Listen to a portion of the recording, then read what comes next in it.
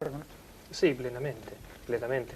Y de hecho, usted preguntaba al inicio del programa qué es el fenómeno psi.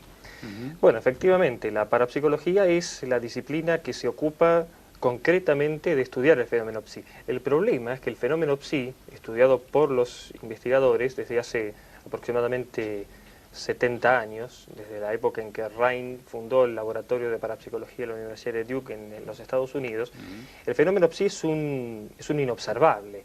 O sea, se habla de fenómeno psi cuando ha sido posible discriminar otras formas de adquisición de conocimiento. ¿Cuáles son los prejuicios en el tema? ¿Cuáles son los prejuicios para poder interpretar, calificar y diagnosticar? Y básicamente el único prejuicio que existe es el modelo de realidad con el cual convivimos y es el paradigma sobre el cual está construida la realidad que bien mencionaba el doctor Luna. O sea, el pensamiento científico o por lo menos tiene enormes dificultades para poder comprender la existencia de fenómenos de transmisión o recepción de información sin el uso de los sentidos clásicos. De hecho, una persona que tiene una experiencia extrasensorial, una experiencia psi, una experiencia paranormal o el nombre que le queramos dar, está fuera de toda la lógica de la construcción epistemológica tal como la concebimos. Hay cosas que yo no entiendo. Por ejemplo, tenemos un testimonio de Liliana Trinidad que habla de médicos celestiales, de sanaciones astrales. Yo no lo entiendo. Vamos a escucharlo. Un fenómeno sí. Digo, ¿telequinesis es un fenómeno, por ejemplo? La telequinesia. Sí. Bueno, la telequinesia corresponde al rango de los fenómenos psi, pero son fenómenos psi de influencia, no de transmisión de información. ¿Qué significa? ¿Yo puedo hablar una cuchara? Influencia se refiere a la capacidad que tendría la mente de poder producir algún tipo de modificación en la materia. ¿Es cierto eso? Bueno, hay una enorme cantidad de estudios y en los Estados Unidos, yo tuve oportunidad de estar en la Universidad de Princeton, que es un centro que realiza específicamente investigación en lo que ellos llaman la micro-PK. La micro-PK es la capacidad de la mente para influir sobre pequeños objetos, especialmente para realizar algún tipo de influencia en contra de las leyes de la probabilidad.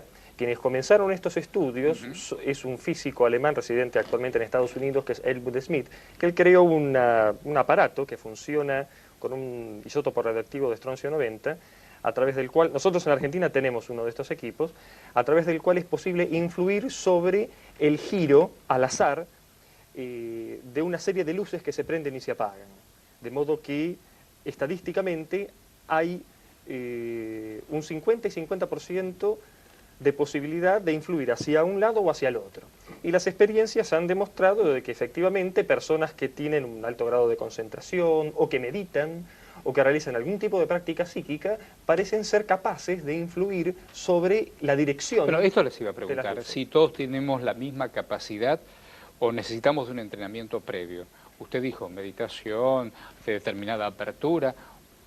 ¿Todos tenemos la misma capacidad para poder hacerlo? ¿Cuándo se caen los preconceptos? Bueno, la ciencia, digamos, utiliza un concepto en relación con los fenómenos paranormales, que es lo que se llama el concepto de anomalía, que lo introdujo un filósofo norteamericano, un epistemólogo, Thomas Kuhn, y él decía que una anomalía, voy a utilizar una metáfora. Imagínese que la ciencia es un barco, y el capitán del barco, que es la autoridad científica máxima, de repente recibe un marinero que le dice: capitán, capitán, hay un gran agujero en la proa y ese agujero es muy peligroso. El capitán lo más probable es que no le vaya a decir al marinero: bueno, vamos a agarrar, vamos a tirar el barco, vamos a hundir el barco y vamos a construir otro.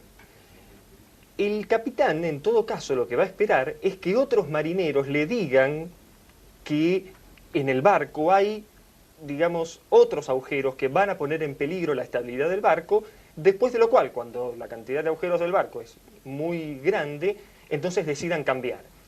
Thomas Kuhn dice que la ciencia funciona más o menos así. En alguna medida, cuando se comienzan a presentar una serie de eventos que no encajan dentro de la estructura del paradigma del modelo de la ciencia, es necesario cambiarlo.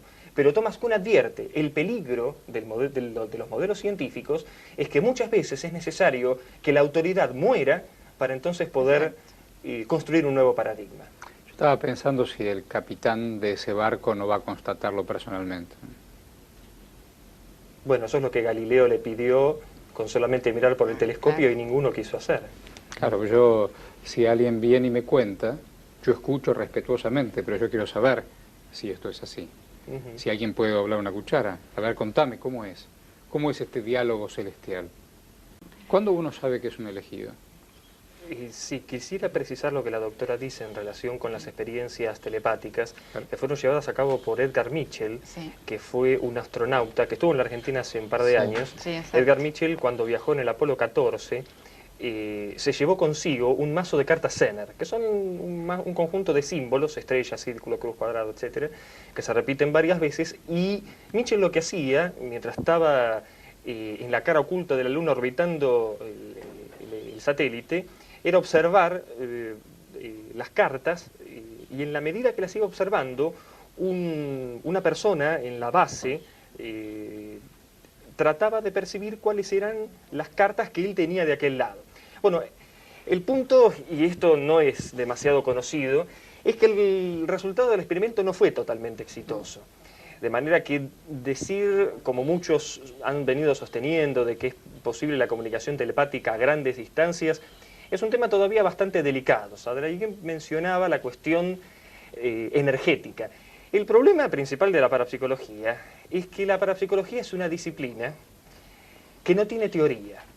Cuando digo que no tiene teoría, es que no tiene una teoría predictiva en el sentido de que no sabe cómo se producen los fenómenos. Se sabe que el fenómeno se produce porque una persona tiene una experiencia, un evento que lo sorprende en un determinado momento de su vida, y esto ocurre para toda la fenomenología extrasensorial, ya sea contacto espiritual, ya sea telepatía, ya sea premonición en sueños, ya sea experiencias extracorpóreas, experiencias cercanas a la muerte.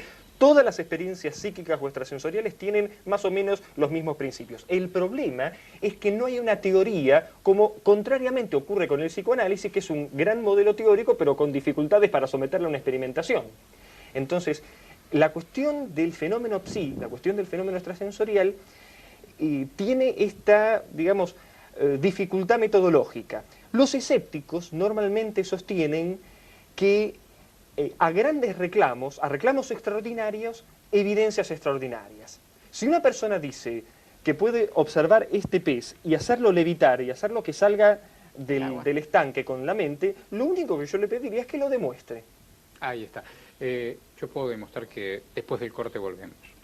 Es lo único pobrecito que puedo demostrar, pero en un círculo mágico.